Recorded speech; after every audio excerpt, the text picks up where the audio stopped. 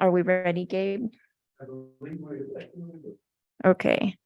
All right. Well, welcome everyone. Thank you for coming this afternoon. I am Dr. Beverly Yuen-Thompson. I'm a sociology professor. I've been a professor for about 17 years now. I'm a full professor, which is like the final rung, so I can sit back and relax now. I don't have any more pressure in my career. But I have a PhD in sociology from the New School in New York City, and I have a master's in women's studies from San Diego State University. I'm originally from Washington State, so my academic career has taken me around the whole country, from Washington to California to my first teaching job was in Florida and then Texas. So I'm really grateful to get out of those places and get to New York State. So I teach up there at a private Catholic school, which is pretty conservative environment to be in. And I personally am do my research on what we would call like deviant subcultures. So I really love to study more kind of activist oriented subcultures and subcultures such as tattooing and other things like that. So that's what I've focused my career on. On the piece of paper, I just have my tattoo research specifically. And I've done other research in other fields. My most current research is on digital nomads. So like millennial age folks that are remote workers working from their laptop and, entrepreneurial gig economy kind of workers who are traveling around and trying to just piece stuff together. So that probably has a lot to overlap with tattoo culture as well.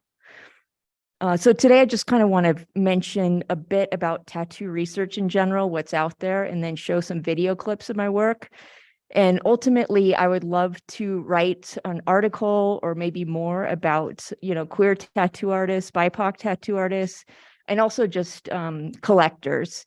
And so I would love it if any of you folks would be interested in doing a Zoom interview. You could email me on the piece of paper. You can find it on the top paragraph, bevyen@gmail.com. You can just email me right there and say, hey, I'd love to do an interview, and we'll set something up on Zoom.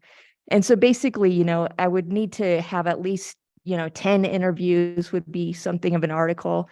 If I got 30 or 50 articles, I could maybe write a book about it. So I guess, we'll go to the first slide and I'll get to that stuff. So I just, in general, I mentioned this morning, tattoo research in general, you can imagine that coming from academia, it's a bit of a prejudice kind of field. And so when we look back historically, say 100 years ago, the research on tattooing is really coming out of the field of criminology. And it's really stigmatizing. It's basically saying that criminals have tattoos. Therefore, if a person has a tattoo, they're a criminal. So easy to spot them. And this is coming out from a eugenics kind of field where they were, measuring people's skulls and basing, criminality based on coming out of people's biology. So of course, that's not really where the field is at these days, but these kinds of historical studies, you can really still hear the same kind of concepts and words and ideas that, still trickle down. So the original research in tattooing is talking about like Captain Cook, so the history of tattooing and really tying it into that kind of, colonialism, like these European sailors going around in the world, encountering indigenous people and seeing their tattoos and documenting them. So there's a lot of that kind of history. And then I have this, my book that we'll get to later. The first chapter is on the history of tattooing. So you can find my book or any other books, and it kind of overviews all this kind of literature on the history of tattooing. So that's kind of the start of it. Then you also have a lot of books on indigenous tattooing culture. There's, anthologies about global tattooing and stuff like that. They're really focused on different indigenous peoples from around the world. So there's a lot of information on that. And then, of course, there's a lot of academic literature on criminality, on gang tattoos, on, really focusing a lot about that stuff. And so, and then you have the medical literature that's really stigmatizing of the of tattooing from a medical perspective. So first of all, it says, just like the criminology literature said that people are criminals, the medical literature says that people are mentally ill, you know, so like you have a mental illness if you have tattooing. And so, you know, some of it's more kind of psychiatric. It's saying like, if someone has tattooing, then they're going to, you know, act out in these kind of deviant ways. For women, it's always tied to sexuality. For men, it's more tied to like violent crimes and stuff like that.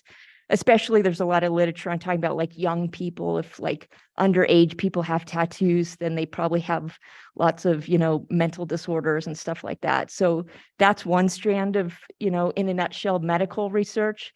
And then also just that tattooing is dangerous, that it's inherently can, you know, spread disease and stuff like that. So there's articles like this one, just kind of overview like all the medical problems that could come out of tattoos. And so there's a lot of literature about that. This article in particular was talking about, you know, skin cancers. Like if you cover up your skin, then you don't see these issues of skin cancer, ink in the body, stuff like that. So just the criminality and the medical literature really kind of reinforce these kind of negative stereotypes. And then finally, I have this customizing the body, which represents this literature turn where stuff is more focused on ethnography and research that's really asking people to talk about their own stories. And this book was one of the first, and it's published in 1989 and later updated. And then there's other ethnographies that follow that. And so I'm more of an ethnographic writer. And so I think that's the next slide. Yeah, so the ethnography, you know, they're talking to people, they're interviewing folks, and they're saying like, first of all, tattooed people are just people with one tattoo or more. So most of the people that they talk about in these books, they just have one or two tattoos. So for me in my research, I really want to focus on heavily tattooed people. So people that have, you know, crossed that line. And so one or more tattoos, and the literature really focuses on, you know, what are the meanings of your tattoos? And usually they're very simple, basic tattoos, and they have some kind of, you know, generic meaning. So I don't think like for folks in the room, you know, that's very interesting or that deep. And so also what I want to hear about from you today is just what kind of information and research would you want to see, you know, written about, and what information in the tattooing profession do you think should be focused upon, you know, not these kinds of basic concepts. So next slide. And so I'm not going to play this video, but this is, yeah, so this is my YouTube channel, Snake Girl Productions. So you can, you know, find me on YouTube, and I've got a lot of videos that are tattoo oriented, and we're going to see some clips. But this video in particular is, you know, basically on this paper, I list all the articles that I've written on tattooing. So this video overviews like all my articles. So this is a 15-minute video that kind of mentions what the content of each of my articles are. And so mostly I've focused on women in tattooing. So I think you can go forward and skip that. Okay, yeah. So I guess I'll just mention though that, you know, I wrote this book. I interviewed about 50 people for this book, maybe more, 50 to 60. They were mostly women tattoo artists and women tattoo collectors. And so I was focusing on gender and tattoo collecting and women working in the tattoo profession. And so just, you know, how that experience is for women entering the profession, as well as just becoming a heavily tattooed woman and what that means in society. Of course, like I did these interviews a long time ago, you know, perhaps around 2010 or something. So things have really changed. And so hopefully we'll have some time at the end today where, you know, I can hear from you about what are like more cutting edge kinds of issues that are coming up in the tattoo industry as far as being workers, but also just, you know, being tattoo collectors. So for example, in my book, I'm a sociologist, so I'm more interested in social structures. So I focus on for example, like women in the beauty culture, what it means to be a heavily tattooed woman compared to like our normative expectations of gender performance. I have a chapter about like family responses to the tattoo collectors. I have a chapter on dress code policies and just the legal aspects of having tattoos in the workplace. I have a chapter called "Is the Tattoo Guy Here? Women Tattoo Artists Experience Working in a Male-Dominated Profession." And a chapter on called "Tattoos Are Not for Touching, Public Space, Stigma, and Social Sanctions." So just that experience of like the public coming up and like touching you, touching your skin, asking invasive questions about, your tattoos. So I'll pass my book around. I made a documentary based on the same thing called Covered. And so that we're going to watch a clip from that. But that shows you the people that, when you read the book and you read the quotes and then you see the movie and you see the actual people talking about their experience, it's just a world of difference. And so that's why I really love to incorporate video and photography into my work. And that's, you'll see me at the conference running around with my camera and stuff like that. Let me see. So I wanted to play a clip from Covered, but this is my second project that's more kind of current. This is Academ Inc. These are folks that are college professors who collect tattoos. And these two are LGBT folks that, are also collecting tattoos and working in the academic profession. So just the difference of tattoo workers versus, tattoo collectors, and just dealing with the stigma of, being heavily tattooed in a professional work environment. So probably a lot of your clients are also dealing with those kinds of things. So I wonder if like we can skip ahead to the Covered clip and then come back here. And so perhaps then we can shift to showing like about 15 minutes of this. So maybe I'll turn the lights down and we can watch that. All right. And I'll just pass.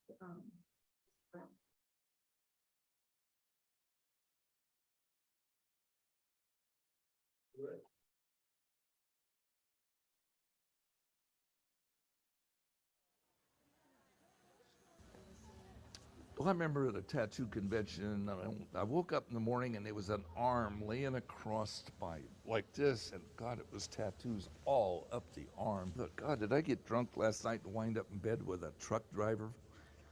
So I reached over and felt around, and no, it wasn't a truck driver.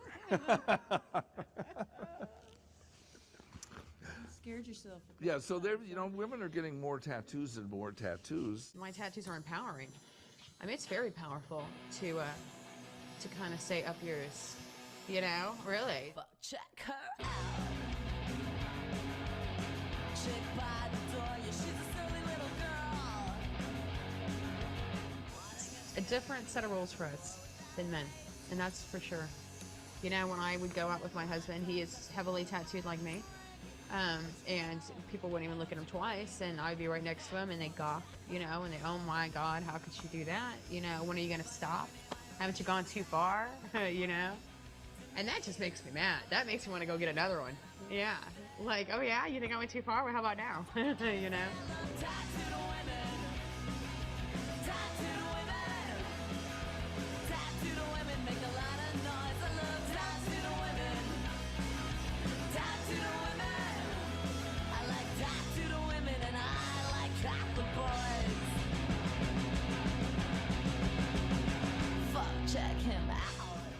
And I'm so supportive of other heavily tattooed females. I love it.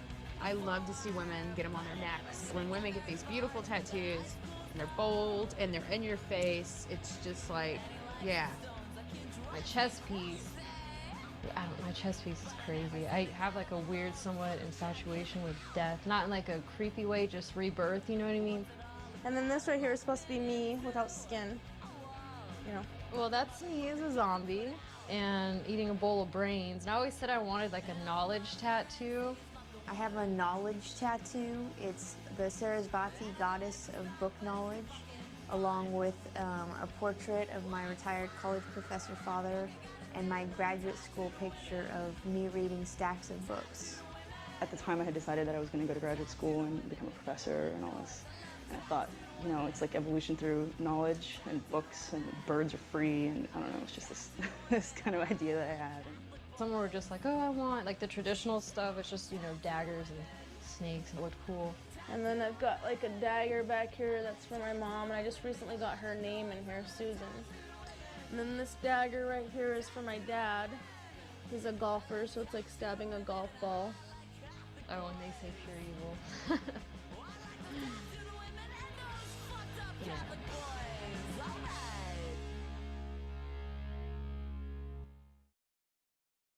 You know, women are getting more tattoos and more tattoos, and I can't say that I'm like Pope John the 23rd. I'm just here to bless, not criticize, you know? And that was his posture.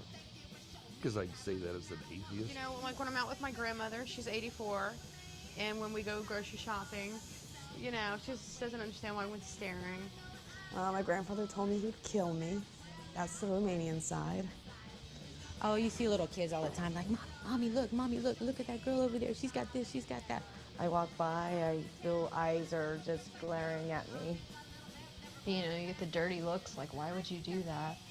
And she kind of sticks up for me, though. She's like, you're just a person. Does that hurt?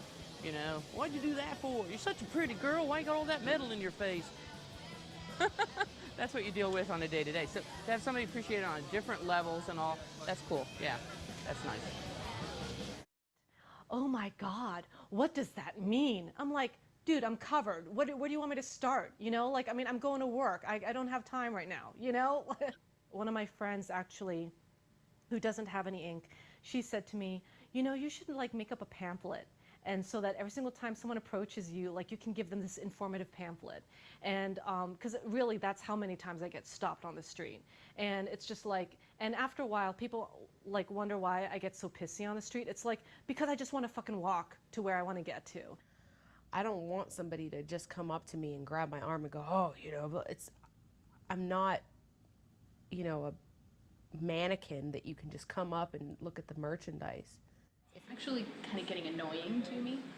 I cover up when I go to the mall, because otherwise every single retail person in the whole entire mall stops me, talks to me, and tells me all about the tattoos they want. And I don't get my grocery shopping done, and I can't, you know, get in and out of the mall to pick up what I want, and which is good, but it's also like the general public doesn't quite know tattoo etiquette yet, and that's okay. I'll deal with it. That's a minor thing to deal with. My style is more, I'm 10 minutes late, so I need to get up and I grab my jacket. It's usually this one because the like sleeves are really long, so they actually come down and I can just like hold them down there. And I zip it all the way up, normally, to the very top, so it covers, it's like stops right about up here, like right above the tattoo. Yeah, this is like the only sweater that'll really do it though, because they like come down, which is funny because I don't wear Abercrombie and Fitch usually on a normal basis, you know. It's like a sweater I got from my aunt years ago. I just have always had in my closet. It's cute, I just, you know, normally don't wear it. Start going to school and perfect fit, and then it just goes down like that. All of my skin is always covered with clothes at work, and my students have never seen my tattoos.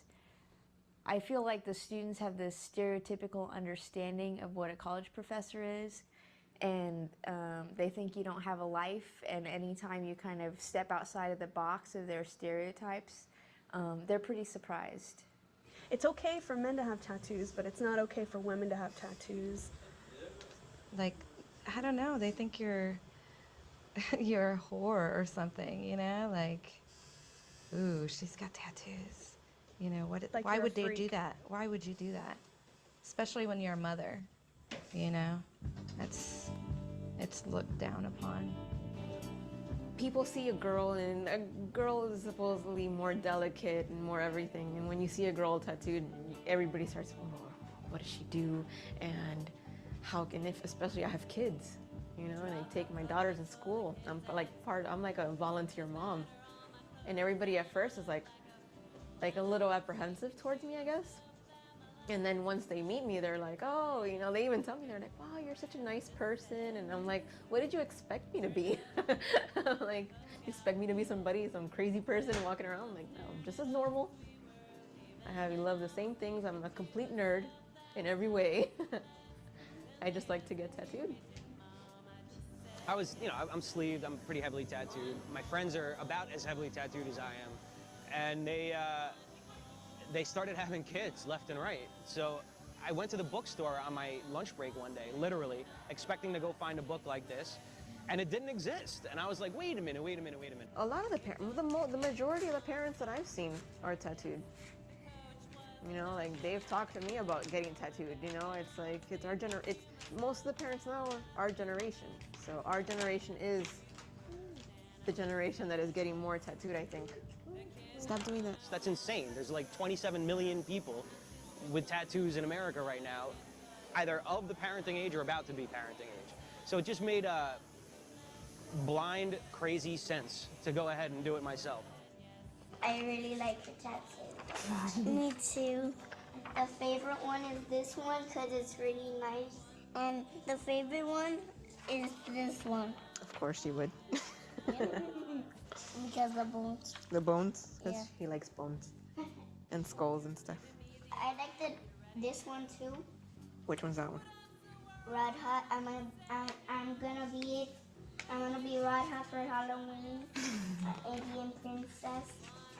And I like mine.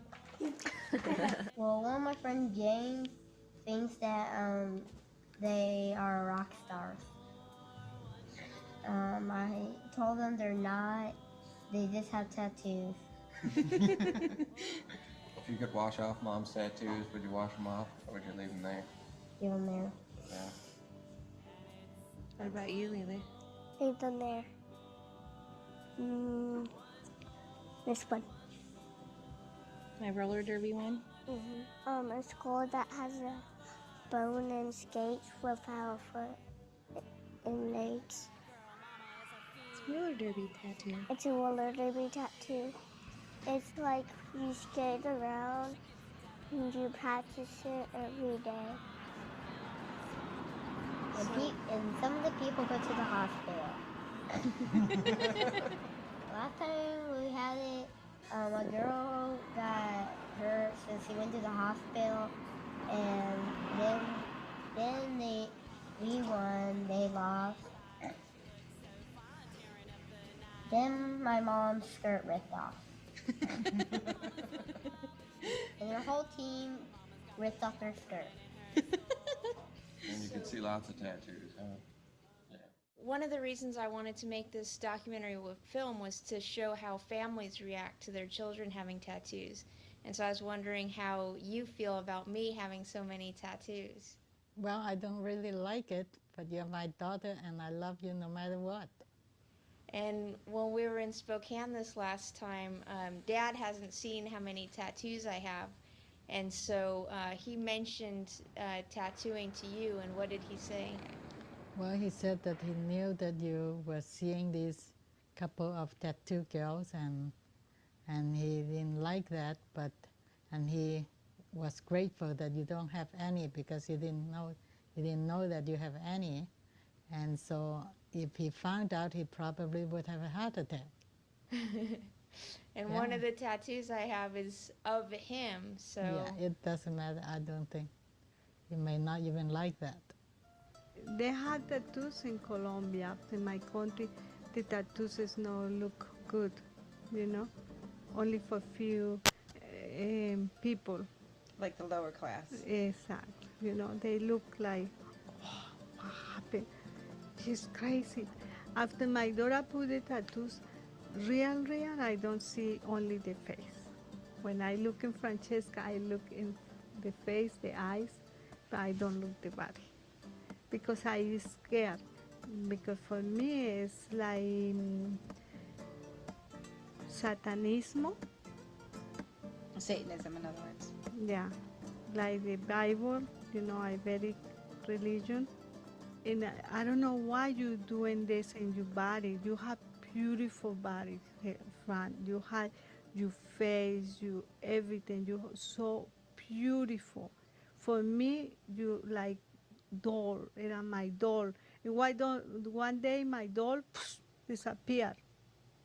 Yeah, but I'm still here. Yeah, you're here, but I don't feel I don't think I don't feel the same I have before. I feel like something is in the middle, you know. I feel like what happened, what I doing with my daughter. Sometimes I make questions, and sometimes I upset, very upset. And she every time she make one tattoo, look, mommy, what I doing? I put a new tattoo. I was actually going to ask you if you noticed the new one I got touched up. I don't like. Mom, I have a question for you. Yeah. I'm going to be getting a tattoo of you on my body. How do you feel about that? You what? I'm getting a tattoo of you, a portrait. No, I don't like. Because this is no good. It's no good for me in my religion. It's no good. Yeah, but it's not you who's doing it. It's me. And I don't No, have the it's same no religion good. as you. It's no good. It's like me Or telling do it when I die. When I die, you do it. And it hurt me very much because they wanted her to cover her body up to go to a baby shower, and I was totally livid at this point. I mean, really, really upset that I haven't spoken with them very much. And these people, I love them very, very much. But it hurt me so bad that they would make my daughter wear a long sleeve clothes and make her not be who she is, like they were embarrassed of her, but yet love her, because I'm still upset because she's so beautiful. And they still don't understand. And they still don't understand. So I can't understand why some people judge people based on appearance. Based on appearance, exactly right. My purpose in life is to cause others to reevaluate their own. I don't know, it sounds kind of stuck up or something, but you know what I'm saying? Look at me and they go, man, she's like really freaky, but you know, she's really nice. Wow, perhaps I should reevaluate how I perceive other people that look like her. You know, and if that happens, then that's cool. We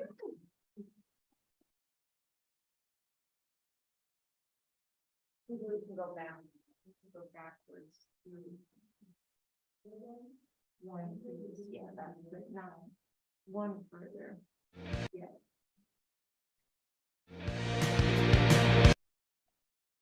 Yeah, so that's covered, and you can find it on YouTube. That full movie is on YouTube.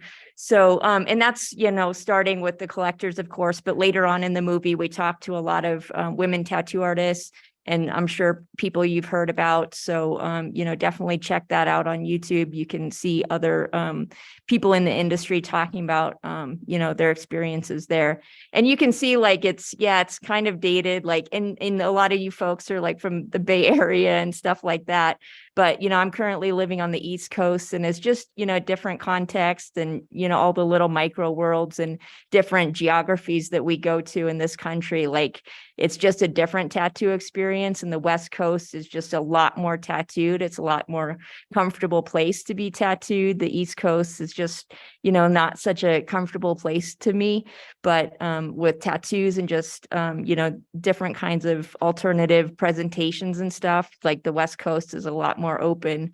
But there's still, you know, plenty of places in this country that it's just not that comfortable to be heavily tattooed in. And so also my, you know, next project of, I interviewed 50 heavily tattooed or tattoo collecting professors just to talk about different demographics, also lots of BIPOC and LGBT folks as well. And so they talk about those kinds of issues in the academic workplace in particular. And so looking at professors, looking at tattoo artists, looking at digital nomads, like a lot of my work focuses on just the workplace experience and also just self-presentation. So I have about 5 or 4 of these clips of different academics talking about their tattoos. And so I just wanted to give a little taste of it. These two are LGBT community members and talking about, you know, their tattoo collections and being in the academic workplace. And I think I'll just play like 2 minutes or something, 3 minutes or something of the clip, so you just kind of get it, but they might not quite get to the tattoo discussion as well. So let's see if that works.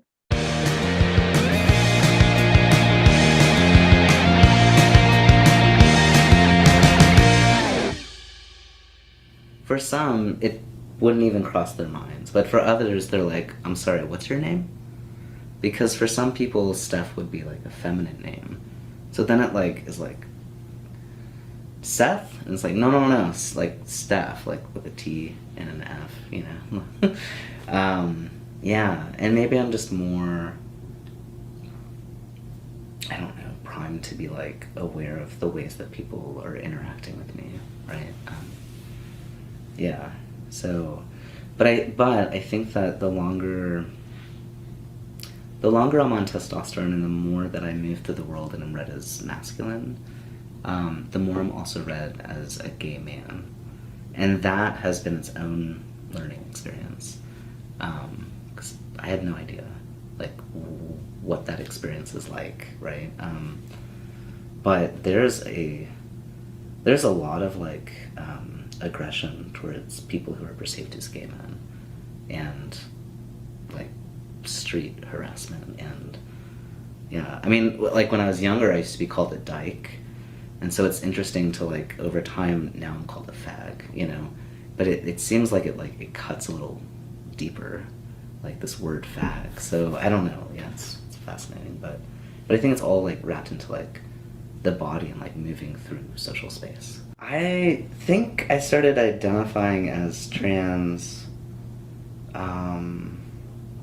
maybe like in 2004, 2003, so like right as I was leaving my undergraduate program, but not really embracing that as an identity until maybe like 2005, 2006. So when I landed in Iowa, I didn't know anyone.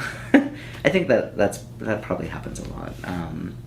But I also was starting to firmly identify as a trans person around that time. And I had no idea how to work within that, you know, like, here's like a whole brand new group of people that I'm meeting for the first time. And I identify as trans and they're reading me as one way and yet I identify as another. So I just did like that first 2 years, like a lot of self-reflection and began asserting my right to have different pronouns used in reference to me probably my third year.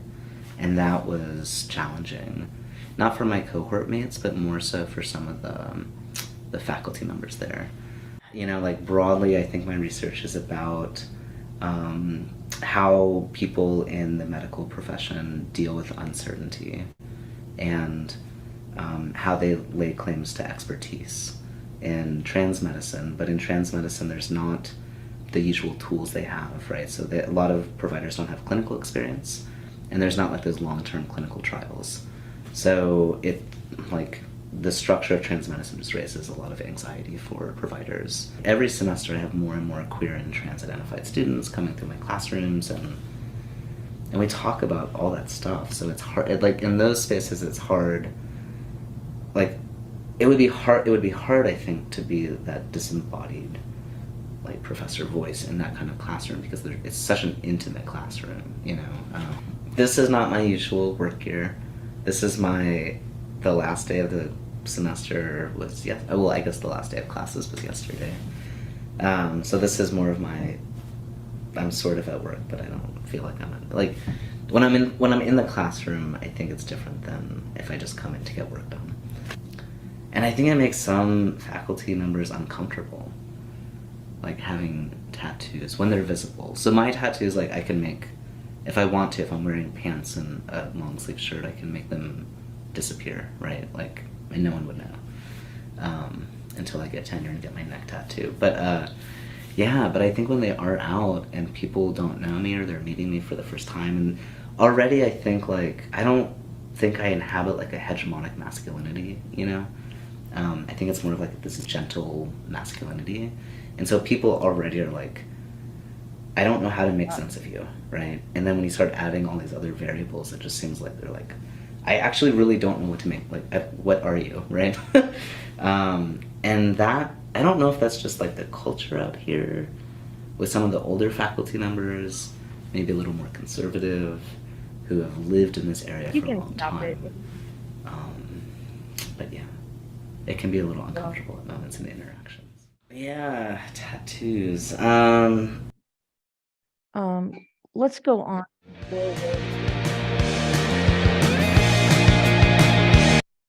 To the last slide then, or the next one. Okay, so, and you can hit the lights there, back there. So you can kind of just in a nutshell get some of the themes that I'm talking about. And when I wrote my book on women in tattoos, I didn't ask about sexual orientation. So I think that's like a big gap in some of my research. And so I'm just thinking like about the conference here and what we're talking about, and just some kind of general ideas that have been percolating. I've learned so much. And even just this morning at the wellness panel, thinking about like health insurance and stuff like that, those things are so important to, tattoo artists. And so I would love to hear from you, what kind of research do you think should be out there, especially pertaining to LGBTQ folks, to BIPOC tattoo artists? There's just not a lot of information. Like we heard from Nick's panel yesterday about queer tattooists and history, and how hard it is to discover that history. And, perhaps there's a few books on individual tattoo artists, but not like, a study that says, here's 25 queer tattooists and their experiences in the workplace and stuff like that. So I'm just guessing, and comparing tattoo industry to other workplaces. I mean, just think about, corporate kind of standard workplace, like how do you get recruited? They have standards of like, you have to have a college degree or not, you have to have this license.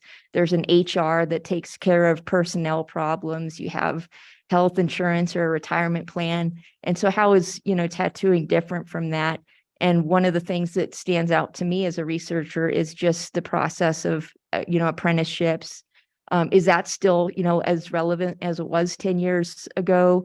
Apprenticeships, like back in the day, from these folks that I talked to who are more kind of definitely older tattooists, especially older now, it's difficult to find someone to do an apprentice with. And back in the day, it used to be a lot more hegemonic masculinity, folks that could really, sexually harass, people or just abuse people in general. And you don't have an HR department to go to as a tattoo artist. You just kind of have to endure a lot of bad behavior in the industry. But maybe things are changing. So I'd love to hear, some voices from you folks about like, maybe there's, a lot of new people in the industry now, and a lot of new pathways that are opening up to different kinds of people to enter into the, tattoo profession. But let's see, so apprenticeships and just creating a safe work and community. And so I'm just guessing that it's just, like we're here at this conference to network and meet other people. And so probably this is, one of the main things you can do to kind of meet new people, make new communities and forge those kinds of bonds. So, that's kind of my work in this area in a nutshell. You can check out all my videos and see the whole movie on YouTube and Vimeo, Vimeo, Venmo. I can't distinguish those two. But yeah, so now wondering, what questions you have about like tattoo research, or, what's out there, what you'd like to see out there, or important, issues in the community and the profession that are not really being talked about as much, what you would like to learn. Yeah.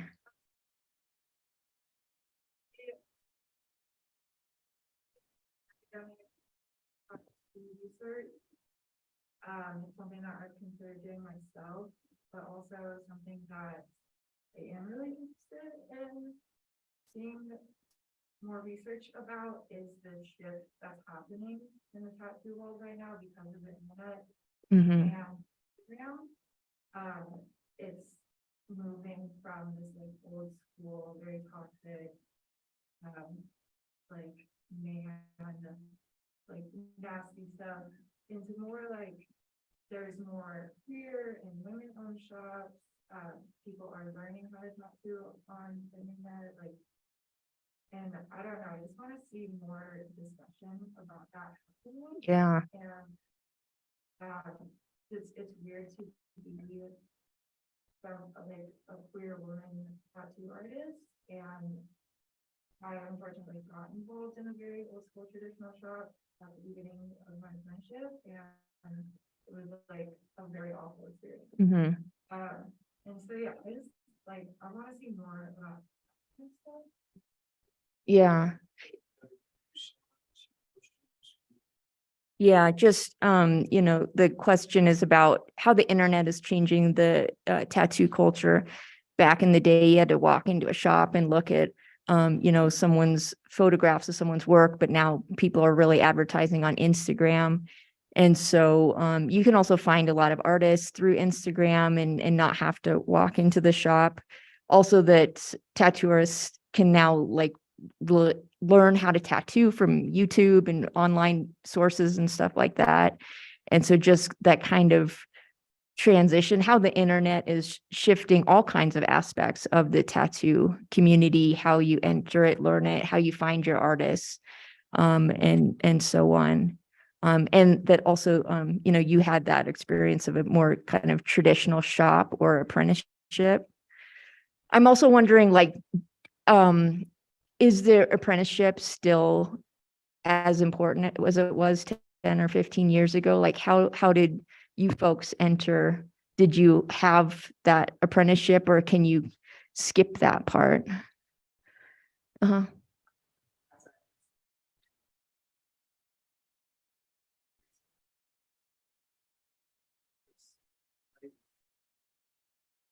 Areas with different like backgrounds or abilities. I've been talking a lot with folks. I see that like there doesn't seem to be like a standard to into tattooing, even if you were like looking for an apprenticeship, if you were like trying to step into it, have an idea that there's like a way to do it, when in my experience that's not the case. So I would love to see like any kind of research about like what do all these different styles of apprenticeship look like? What are other ways of learning how to do it? Is there an alternative in between just figuring it out yourself and looking yourself to a mentor? Like there's some people are being community taught. There's just like lots of paths to it. I would love to research on that. Can you turn the light on just a little bit more right behind you there? Yeah, so the issue of just internship or apprenticeships and how that's changing over time. And the folks that I interviewed had a lot of old school apprenticeships, a lot of them, and these, I mean, this movie, like, it's been a decade, so these people are, 10 years older. And a lot of them, and so back then, and we're talking 20, 30 years ago, like there were just fewer women in the industry. And so, but those women really kind of felt compelled to create a safe place for other women to enter the field. Vivian Lazonga is one of my participants up in Seattle. I actually got my first tattoos in her shop. And so I'm glad to, have that experience of, a female tattoo shop like that. Seattle and Carrie Barba, I, interviewed people at her shop down there in Southern California. And so some of these pioneering women in the profession really created those spots, but all of them had really negative experiences with toxic masculinity shops and stuff. But what I'm surprised by is to hear current people now still having those kind of toxic old school apprenticeships. Like, I would guess that those things are less prevalent, but maybe not. Like, I mean, did you folks have these apprentices, or is it kind of a mixed bag? Go ahead. Called into like high control groups, and then a viewer shop through the apprenticeship, so like kind of how they're upholding those antiquated systems of control. Yeah. And like how necessary it really is, like kind of saying the same thing here, but I'd be interested in that research as well. Yeah. in the, go ahead. Uh-huh. Between versus body modification and like the idea of reclamation specifically in queer and trans people. So it means that typically would experience more like dysmorphia and how tattooing has kind of given a way for them to like solidify their identity. Right. Yeah, exactly. And I'm thinking about those kinds of things too, and just like, how did those folks, seek out and find the tattoo artists? What do you think? Like, do you have more info on that? I guess like, yeah, kind of going back to the idea of like Instagram and just social media creating these ways for people who may feel isolated, like within like their geographic community, but can find connections like all over the country, all over the world, to like kind of seek out artists that they might feel more comfortable with. So perhaps like there's particular hashtags or accounts and stuff. And so, and you're talking about more kind of alternative body modifications, or just, yeah. Uh-huh. Yeah. Yeah, and I think that would be a really interesting topic. I teach a class called Sociology of the Body, so I focus on a lot of body stuff, but I'm definitely interested in just like how, yeah, like genderqueer, like trans folks might use that as part of their transition, but also things like disability, like people with disabilities, like using tattoos and stuff as part of just, body reclamation, like we all are too. So just in general, like how people are using tattoos in these kinds of ways to transform and empower their bodies and stuff. Comment in the back.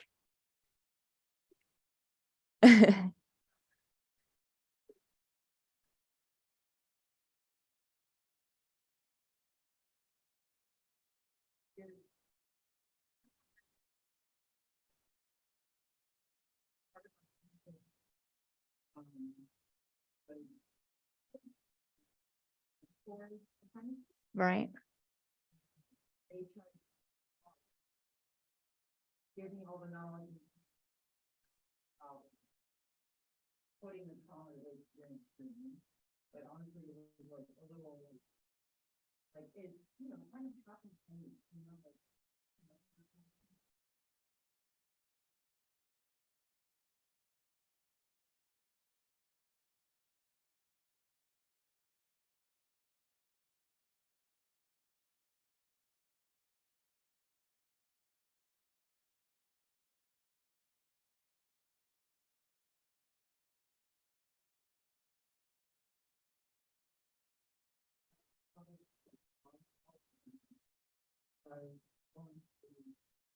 Different tattoo shops, different artists, and asking them what they learned, and a lot of them taught themselves. Yeah. Or they went through it's kind of like a mixed bag nowadays.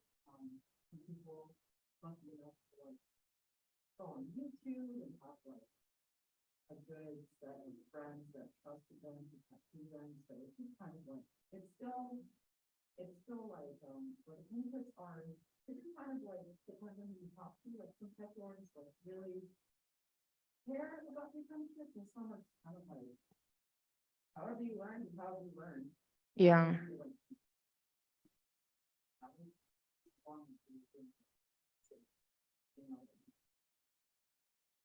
Yeah, I definitely hear that. And you're talking about the apprenticeship and your mentor having a more traumatized experience and trying not to put that on you, but inevitably, that's what they know. And so that's some of that does come through.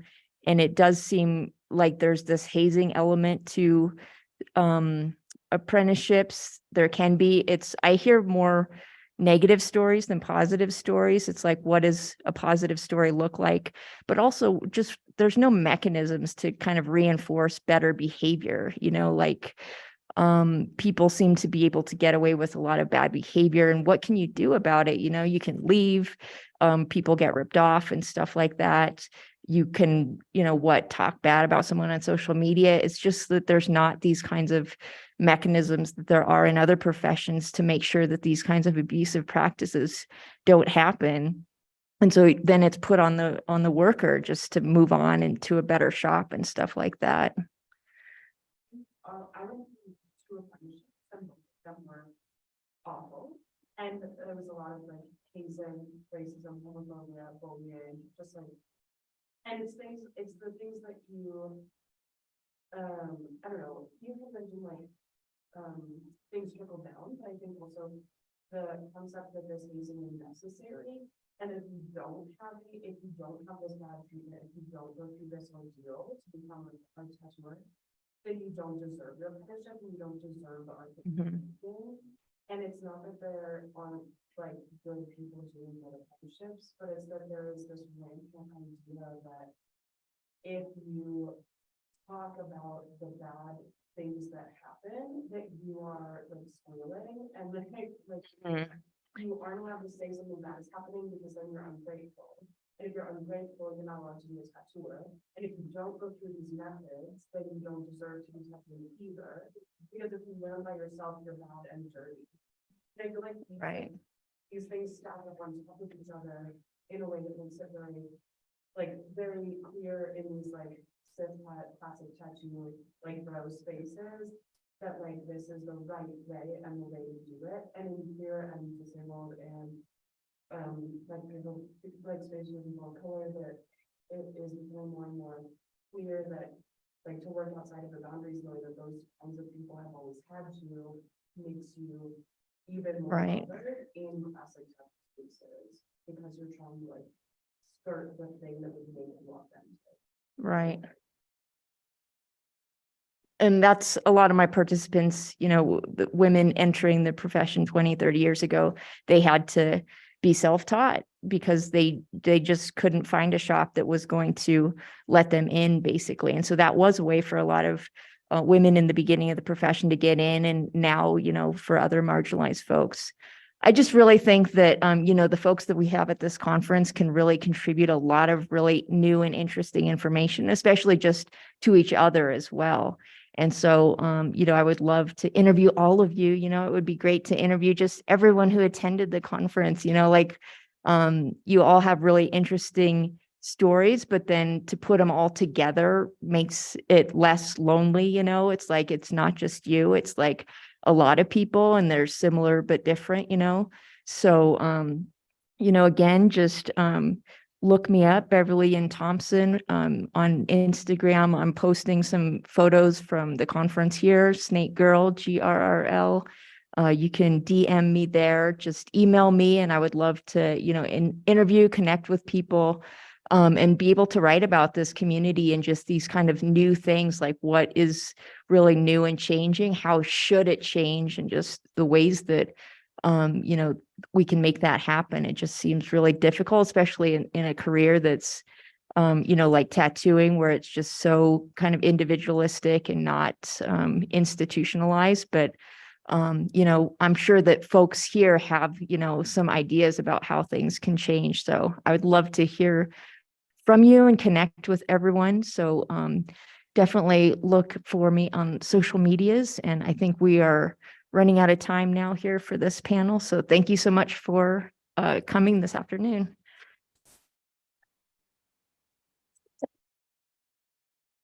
There's gonna be a 5-minute break before the tattoo now lasting for tattoo career. And I can choose is also a little 5 minutes behind. So 4:35 over here for who's fashion design. We're gonna do a fashion show at the end of the night, and there's some pretty good prizes for that. So if you want to make a hat with who, and then it can be party good. Or there for the tattoo. And if you have a DVD player, feel free to take one of these. I just have a few on me, but just take them if you like it.